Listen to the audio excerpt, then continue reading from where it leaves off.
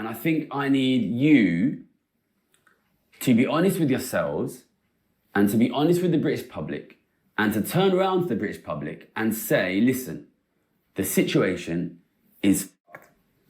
But we are the people who are going to do the work to seriously fix the long-term problems of inequality in this country.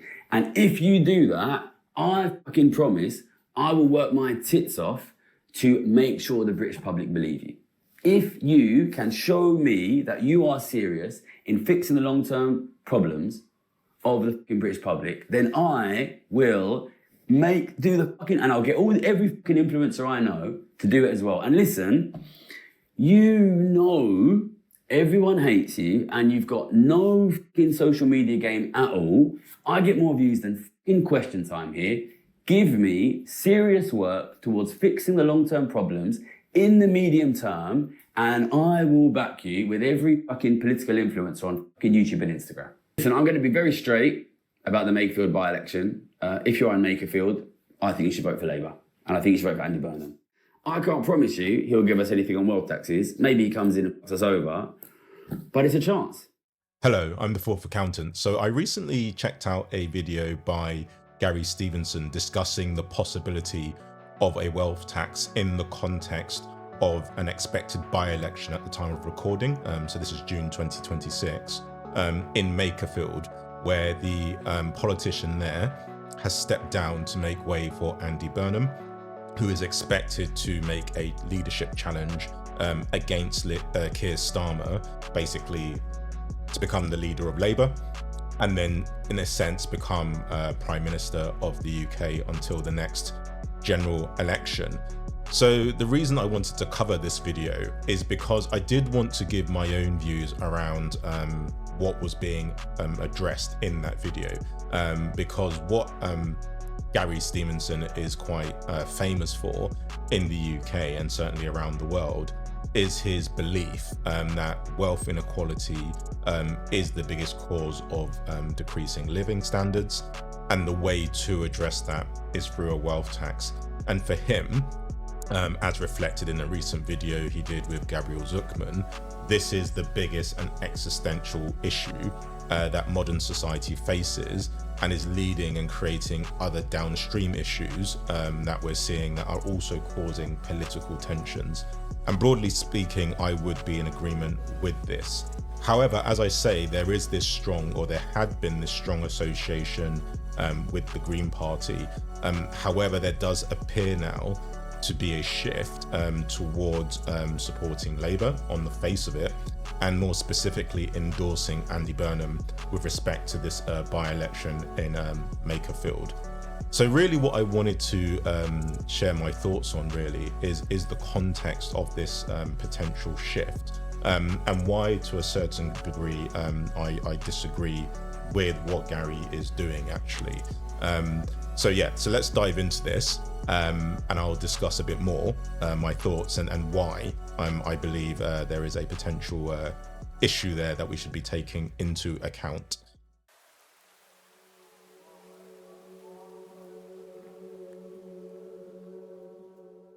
I'm not trying to destroy Labour. I want Labour to win the next election. The reason I've been strategically attacking Labour in many ways for the last 2 years is because I want to force them to reach a situation where they have to do the policy which they need to do. I'm not asking, and I don't expect Labour, any new Labour Prime Minister, to come in and do wealth taxes on day one. I recognise that the correct planning and design of wealth taxes is incredibly important. And if they are implemented badly, they could have negative consequences. So with respect to a tax on day one, from my perspective, I understand the context in which Gary is mentioning this. However, my own view is that there is always a risk that Labour would simply be pandering to him and or the electorate when they talk about a wealth tax. And the reason I say this is because do we actually truly believe, or have they ever shown that they truly believe in the validity of a wealth tax? So he's always acknowledged that they've never really spoken to him. And it seems now that they're in a time where, based on the local election results and the battering they got, they're now sort of scrambling and they're now a bit desperate, and now they're talking to him. And obviously, what we've seen is that Wes Streeting talked about a wealth tax, albeit it was a very bad one, which the proposal was to simply increase capital gains tax, which simply harms working people. And we've had Rachel Reeves discuss moving the tax system more to a wealth-based system by introducing a tax on people's homes if their homes happen to have a value of 2 million or 5 million pounds. So again, these are two examples of wealth taxes, which are designed very, very badly, but essentially, in my mind, pander to that sentiment. So there's always going to be this risk now in that context that even now they're ready to speak to someone like Gary Stevenson and present something. Are they simply pandering as a way to cling on to power? And what exposure does that give to Gary if he's putting his reputation on the line and saying, okay, I will have a look at what you're doing and have a bit of faith that you're willing to work with me as an economist that believes in wealth inequality and Gabriel Zucman, and propose something that we think will be beneficial to the public. So I think on that basis, that's where I do challenge this position that Gary's taking regarding trusting to some degree what Labour is going to do, and the fact that they actually truly believe in a wealth tax, or that they ever will believe in a wealth tax.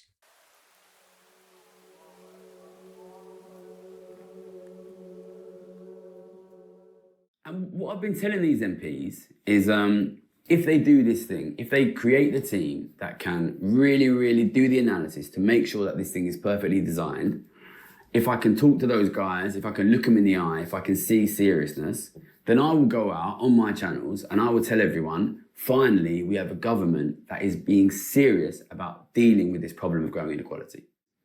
But what we have that they don't have is basically fucking 4.5 million followers on social media and the ability to go and tell the public these guys are actually doing it.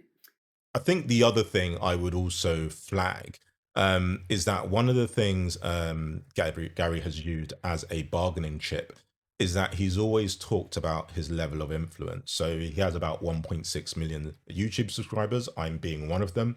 And I highly recommend his channel because what he does, I believe, is really valuable. And I believe on other platforms that would make up another sort of 1.4 million or 2.4 million, whatever the number is, to get to about the 4 million he's noted in the video. And I think from my perspective, that is a significant level of influence, clearly. But from a political perspective, how big really is that? So the UK population is about 70 million at the time of recording, and 4 million would be a significant proportion of that. But again, we have a first past the post system in the UK. So what you're competing for is not the popular vote, but you're competing for seats. And the question in my mind would be, okay, of the people that follow Gary, where are they distributed across the UK and how many seats does that represent?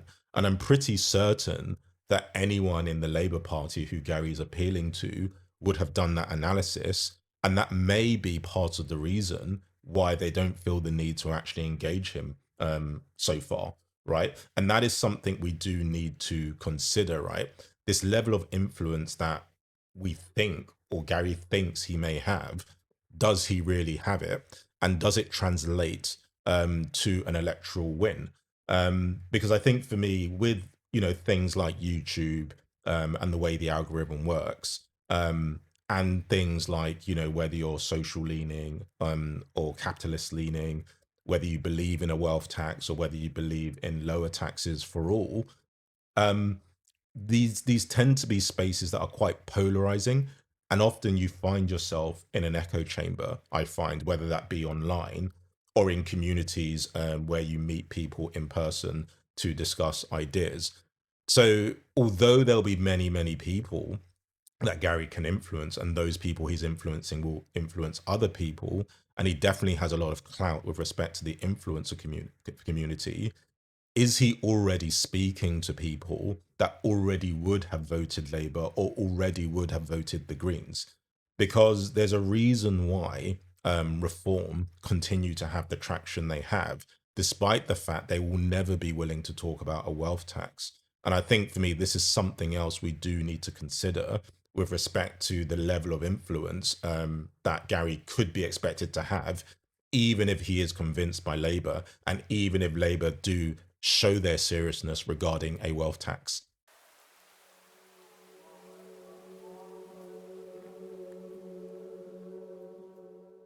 But I also need to speak to you, the public, and say, listen, if these guys are serious about fixing the long-term problems, you do need to back them in the context of continued short-term falls in living standards. And I think, one of the other areas to consider as well is that Gary's position is very much based on his own personal position, and rightly so, actually. And his own personal position, based on what I've observed, again, without speaking to him, I can't really know, that based on what I've observed, is that he views wealth inequality as the biggest and most important issue, the issue that has the biggest priority politically and economically. So all the other things that Labour are doing are kind of not really addressed, if I'm being honest. And I think for many people, including myself, whether you vote for a party or not will not purely be down to their position on the economy or their position on tax. And what I mean by that, certainly from my own personal perspective, is let's imagine reform were actually for a wealth tax. Would that still be a party I personally would vote for? I don't know. If Labour are actually for a wealth tax, but they are still introducing legislation that means less and less, we have less and less privacy, for example, it's becoming harder to protest without finding yourself in jail. They're introducing more and more taxes. And obviously they're banning things like social media apps. And basically it feels like, as I say, in my most recent video, that they are becoming a party that feels more like it has a parental relationship with its citizens rather than one of accountability. Can I ignore those things just because they are for a wealth tax? And also I can't remove from my own personal mind the anti-immigrant sentiment that has been adopted by Labour to mirror that of Reform and the Conservatives. And again, if these things are things you personally align with, then obviously that is something you should support, and it will make sense to support some of these parties I've described. But if these are things that, don't align with you, then even if they are doing something like a wealth tax, it's going to be difficult for people that have fundamental issues with some of the other things I've described to support Labour in that context. So I think for me, that is another reason why I think, we have to bear that in mind when you have an influencer or anybody telling you essentially or encouraging you to vote for a particular party. Because as I say, although that one issue may be really, really important, we all have our own personal perspectives on things, things that matter to us most. And ultimately, that is what has to guide us in terms of who we vote for and who we don't vote for.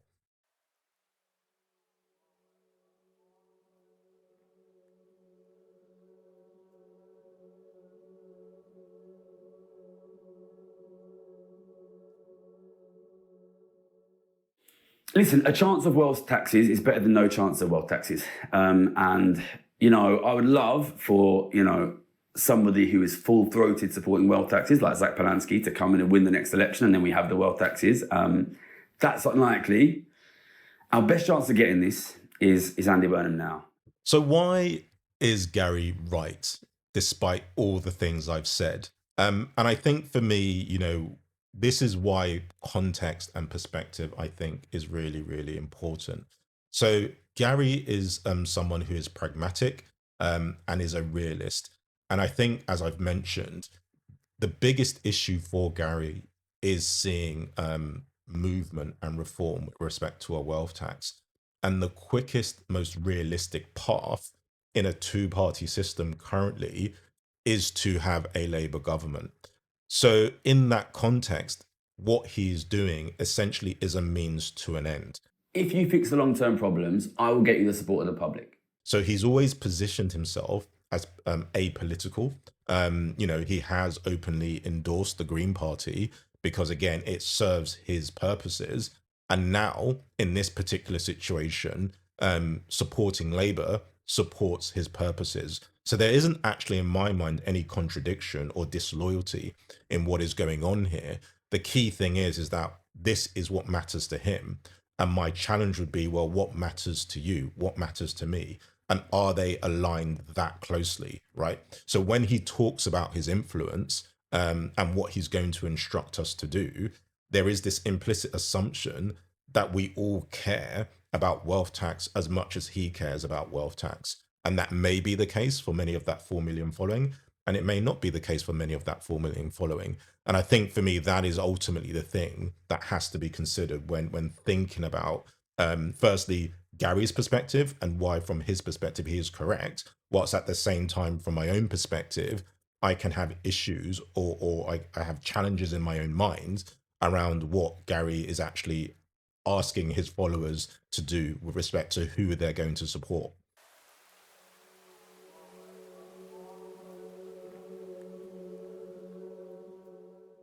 I think another thing I would raise to Gary's credit as well is that he is very transparent about his position, what he's going to do, why he's doing it. And I think for me, that's why I have a lot of respect for him.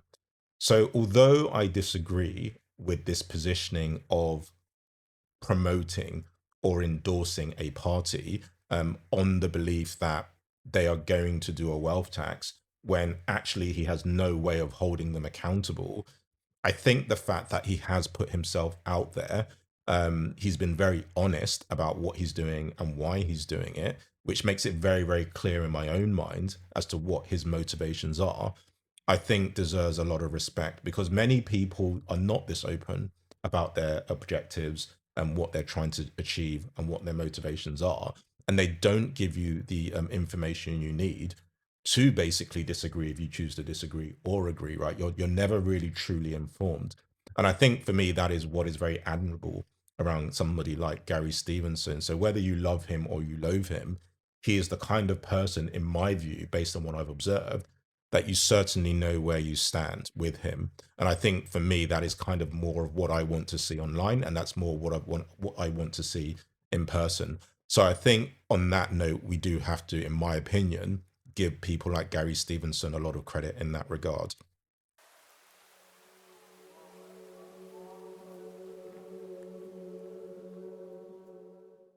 So I guess the question would be, what is the point of this video? And the point of this video isn't a hit piece. It's not one to suggest that, I have this fundamental issue with Gary Stevenson. As I've mentioned previously, I am a subscriber of his and a follower of his. I'll leave a link to the original video, which I suggest you check out for yourself, because that will have the proper context, the proper nuance, and it will perfectly, in my view, validate and justify his position. However, I do not fully agree with his position or his approach. And one of the reasons I would say this is because, firstly, where he talks about this delay to a wealth tax, which is grounded in his own realism, which I understand and appreciate, I think from my perspective, there is a risk of pandering by the Labour Party, whilst with the Green Party, for example, they have already suggested things they're going to do and will do from day one. And I think at the very minimum, what I personally would want to see from a party like Labour is that there is some sort of signal that shows the direction of travel with respect to a wealth tax. So I would agree that you wouldn't necessarily want to see a wealth tax rushed in because it would do more harm than good. But what you can do is signal to the electorate that, look, what we're going to do now is increase the personal allowance, for example. We're going to extend our commitment not to increase income taxes, for example. And also we are going to look at introducing some form of wealth taxes, which can be introduced quite quickly and quite simply and at low economic and political risk. And what I would say about that, for example, is that wealth taxes could be considered on homes that are owned by non-domicile or foreign owners, for example. So rather than taxing the homes of people that live in the UK, whether they be landlords or homeowners, why not look at taxing the vacant properties, which in my view are being used as cash shelters, for example. So very simple things like that could be looked at. And obviously there'd be a risk with doing that in terms of capital flight. But I think for me, that is the sentiment, that is the philosophy, that is the approach they can signal to start showing us that, okay, yes, we're not going to see something straight away, but there is concerted action from day one. So I don't accept Gary's position or lenience or even patience regarding, okay, we don't need to do anything for the next few years, right? And we should just tolerate lower living standards whilst we wait for a party, whether that be Labour or anyone else, to pick themselves up and sort things out. And I think the other thing I would also say is that I don't necessarily agree Gary will have the level of influence he thinks he has. Because as I say, if this was a popular vote, then I would be more inclined to, believe that or assume that. Whilst because this is not a popular vote, and we also have to consider who is the demographic he is actually speaking to, does that translate into an electoral victory? I don't know, but I would have some cynicism and around that, and I wouldn't take it as given that is the level of influence he has, despite the fact he is a very influential figure online. And I think the final thing as well is that, voting for any political party has to be your own decision. It has to be an informed decision. And funnily enough, the video he did with Gabriel Zucman, really articulated this very, very well. The job of somebody who is an expert, such as Gary Stevenson, such as Gabriel Zucman, is to inform us primarily, right? Rather than, in my view, endorsed. So it's about being transparent, which Gary has always been. It's about, justifying their position, building a narrative, which obviously will be biased, but that's fine. It's their own personal narrative. But then leaving that information for the reader, the user, the watcher to consider for themselves and to contemplate on for themselves. And chances are, if they are a subscriber and a follower of Gary Stevenson, and 1.6 million people are at the time of recording, it's very, very likely that they're going to come to the same conclusions as Gary and do the same things as Gary in terms of when they go to the voting booths. So I don't feel the need that needs to be this overt appeal to Labour, because as I say, we can't hold or control Labour in terms of what they want to do. We can't necessarily trust them either. And also, I think, you have to consider other issues that may be more important to you than simply getting a wealth tax. So I hope you found that useful. As I say, check out the original video by Gary. My support for Gary doesn't necessarily mean I have to agree with him on anything. And I think for me, that is the whole point of any discussion, right? We can support people, we can get behind people, but it doesn't mean we have to follow them in everything they say. It doesn't mean we have to agree with everything they say. And it's up to us to make our own informed decisions. So until next time, take care. Peace.